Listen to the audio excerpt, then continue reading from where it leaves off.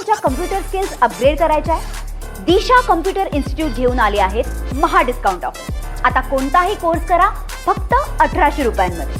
औरंगाबाद जालना स्थानिक स्वराज्य संस्था निवडणुकीसाठी भाजपने जे ते धक्कातंत्र वापरत रात्री जे ते सुहास शिरसाट यांची उमेदवारी जाहीर केली आणि आता महायुतीचे अधिकृत उमेदवार म्हणून सुहास शिरसाट आहेत, स्वतः आपल्यासोबत आहेत. काय सांगाल, भाजपने तुम्हाला उमेदवारी दिली, पहिली प्रतिक्रिया काय?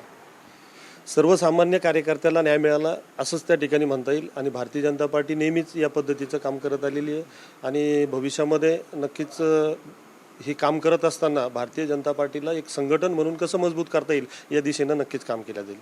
खरं तर दोन्ही जिल्ह्यातून अनेक पदाधिकारी कार्यकर्ते इच्छुक होते.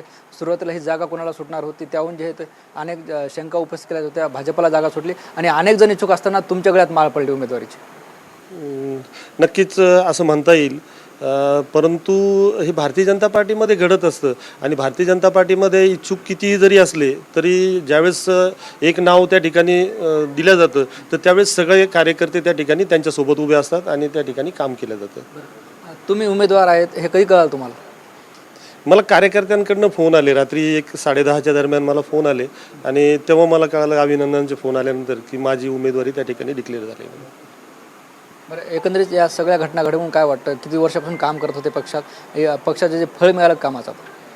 मी तसं 2000 पासून सामाजिक जीवनामध्ये त्या ठिकाणी काम करतोय, समाजामध्ये काम करतोय आणि सार्वजनिक जे प्रश्न आहेत ते सोडवण्याचा प्रयत्न नक्कीच करत असतो. सरपंच पदापासून मी सुरुवात केली आहे आणि तेव्हापासून तर आतापर्यंत मला सगळ्यांनीच मला त्या ठिकाणी सांभाळून घेतलं आहे.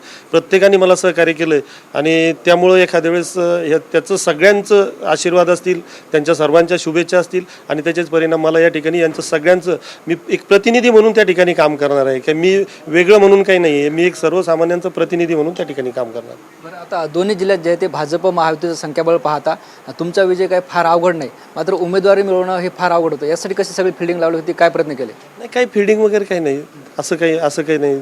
फक्त इच्छुक आहे, फक्त एवढं, फक्त माहिती सगळ्यांना होती बस. बाकी काही असं म्हणजे वेगळी फिल्डिंग काही लावावं लागली नाही मला, काही असं काही वेगळं काही करावं नाही लागलं. आता काय भावना आहे, काय उद्दिष्ट डोळ्यासमोर आहे?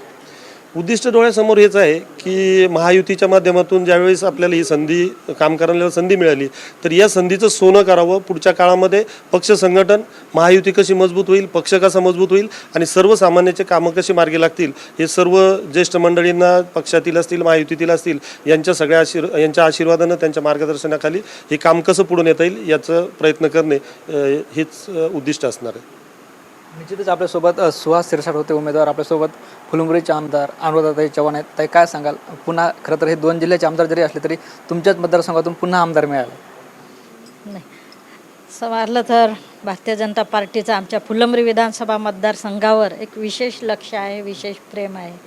कारण यापूर्वीसुद्धा आदरणीय हरिभाऊ बागडे नानांच्या माध्यमातून विधानसभेचं अध्यक्षपद असेल आणि महामहिम राज्यपाल आज नाना आहेत आणि असा एक नशिबान आमचा फुलंब्री विधानसभा मतदारसंघ आहे.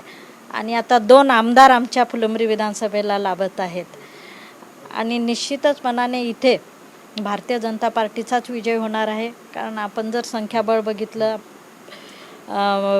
नगरसेवक असतील, जिल्हा परिषदचे सदस्य असतील, तर ह्या सर्वांचं पाठबळ आणि संख्याबळ हे आमचं भारतीय जनता पार्टीचंच पारडं जड आहे. त्याच्यामुळे निश्चितच तुम्हाला शेवटचा प्रश्न विचारतोय. खरं तर भारतीय जनता पार्टी आणि महायुतीचं पारडं जड आहे, मात्र असं असलं तरी महाविकास आघाडीच्या वतीनं, शिवसेनेच्या वतीनं उमेदवारी देण्यात आली, हे आव्हान कसं पाहता?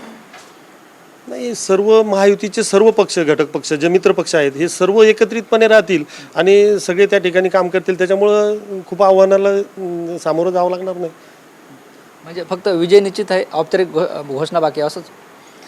कुठली निवडणूक असली तर निश्चित ग्रहित धरावं लागत नाही.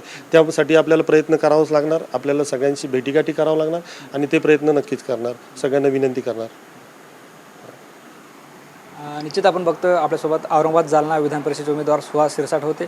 त्यांनी या सगळ्या संदर्भात आपल्यासोबत संवाद साधला. कॅमेरा पर्सन कृष्णा पवारसह ज्ञानेश्वर लोंढे, TV9 मराठी, छत्रपती संभाजीनगर. मला तुमच्या कम्प्युटर स्किल्स अपग्रेड करायच्या आहे? दिशा कम्प्युटर इन्स्टिट्यूट घेऊन आले आहेत महा डिस्काउंट ऑफर. आता कोणताही कोर्स करा फक्त 1800 रुपयांमध्ये.